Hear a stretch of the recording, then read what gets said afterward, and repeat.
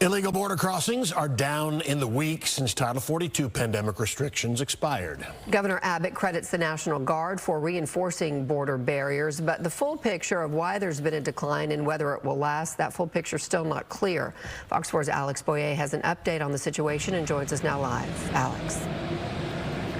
Hi, guys. You know, it's interesting. As Title 42 was set to expire last Friday, state leaders were expecting a massive surge of migrants at the southern border. A Texas DPS official even said then that they were expecting civil unrest. That has not happened, and now both state and federal officials are taking credit for the drastic drop in crossings.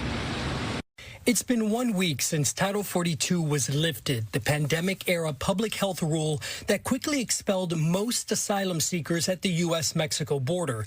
Governor Greg Abbott says illegal border crossings are down due to the work of thousands of Texas National Guard soldiers and Texas DPS troopers staged at the southern border. Building the barriers that were needed to prevent people from entering and then having the personnel behind those barriers. Whether those barriers and guards will continue to hold numbers down remains to be seen.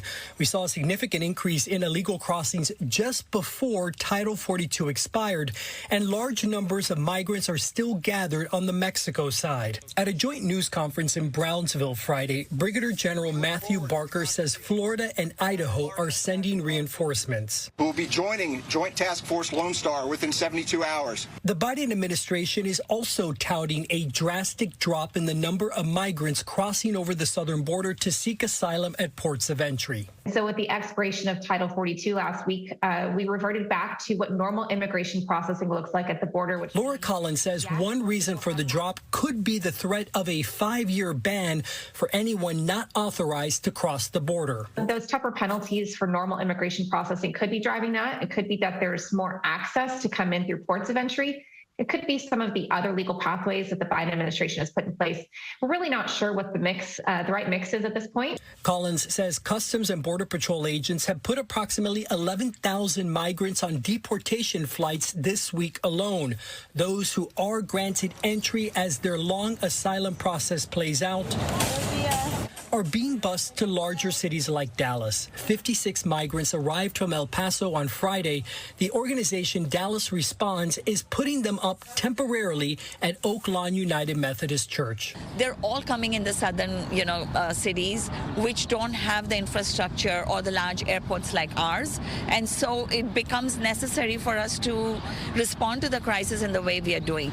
They all have a court date. This is not the end of the journey. Just because you see them in Dallas, that doesn't mean they already have a permanent, residency status.